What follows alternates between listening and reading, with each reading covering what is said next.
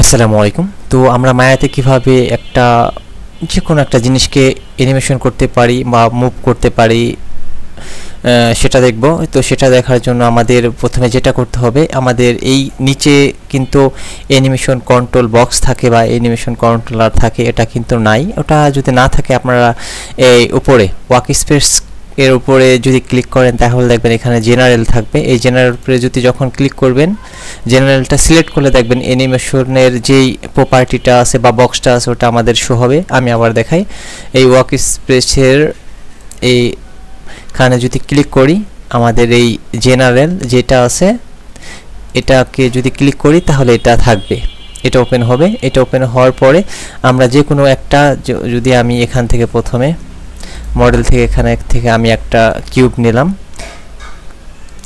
এই কিউবটাকে একটু উপরে স্ক্রল করি। এবার আমাদের যে অ্যানিমেশনের বক্সটা আছে ওটা আমি যদি এখান থেকে আবার জেনারেলে সেটিং সিলেক্ট করি তাহলে দেখবেন এই অ্যানিমেশনের বক্সটা শো হবে। তো এখান থেকে অ্যানিমেশনের বক্সটা আপনি যত সেকেন্ড ইচ্ছা বাড়াতে পারবেন এখান থেকে বা কমাতে পারবেন। এখানে আমাদের 200 ফ্রেম আছে, আপনি এখান থেকে 200 ফ্রেম ফুল দিতে পারেন। আপনি যদি চান 500 ফ্রেম দিতে পারবেন। 500 ফ্রেম দিলে এখানে আপনি ক্লিক করেন, দেখেন এখানে 500 ফ্রেম শো হবে। আপনার ইচ্ছা যতটুকু ইচ্ছা দিতে পারবেন। আমি এখানে 200ই থাক আমার। আর এখানে স্টার্ট, হ্যাঁ 200, আর এখানে স্টার্ট 1 থেকে যদি আমি সিলেক্ট করি, এখন এইটাকে যদি আমি অ্যানিমেশন করি, এটাকে আমি যদি অ্যানিমেশন করি তাহলে এই ফার্স্টেই যেটা আছে দেখেন, আমি এখানে ফার্স্টে নিয়ে গেলাম। এখানে ফার্স্টে 1 এর উপরে ক্লিক, 1 এর এইখানে আমার এই মাউসের স্টার্ট শুরু হয়েছে 1 থেকে। বা যদি আমি কিবোর্ড থেকে এস প্রেস করি দেখবেন এখানে একটা রেড মার্ক। আমি আবার বলি, এই যে আপনি মাউসের লেফট বাটন ক্লিক করে এটাকে যেখানে নিয়ে এস প্রেস করবেন ওখানে আপনারা একটা অ্যানিমেশনের রেড মার্ক পাবেন, মানে ওখান থেকে অ্যানিমেশন শুরু হবে। তা আমি যদি কোন জেড দেই, আবার জেড দিলাম, আবার জেড দিলাম, এখন আমাদের এটা এখানে আছে। ধরেন আমি এখান থেকে অ্যানিমেশন করে এখান থেকে এই পর্যন্ত নিব। তা আমি এখানে স্টার্ট টাইম এখানে থাকলো, আমি এই 1 এ আমাদের এটা 1 যদি আমি 22 দেই, 22 থেকে অ্যানিমেশনটা শুরু হবে। আমি 1 থেকে দিব, ধরেন আমি 1 সিলেক্ট করলাম, ইন্টার দিলাম। এখন যদি আমি 1 এর ঘরে যাই দেখবেন আমার এখানে 1 এর ঘরে আছে এটা। এবার স্পেস করব, তারপরে এটাকে কি করব, আমি ধরেন এখান থেকে 1 থেকে নিয়ে গেলাম 100, বা আমি এখান থেকেও দিতে পারি, এখানে 100 দিলাম। এটাকে এবার একটু একটুখানি সামনে নিয়ে যাব এবং স্পেস করব।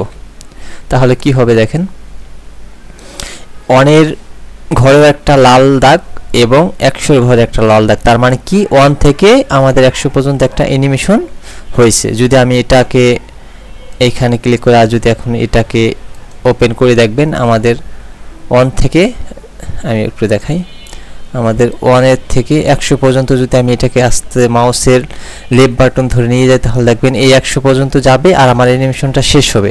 কিন্তু 100 এর পরে যখন যাবে তখন কিন্তু আমার অ্যানিমেশনটা হবে না।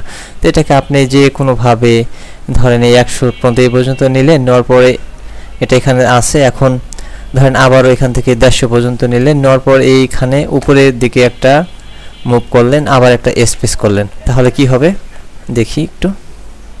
ওকে, আমি এখান থেকে 100 পর্যন্ত আসবে, আবার যখন 100 থেকে 150 যাবে তখন দেখবেন এটা উপরের দিকে স্ক্রল হবে।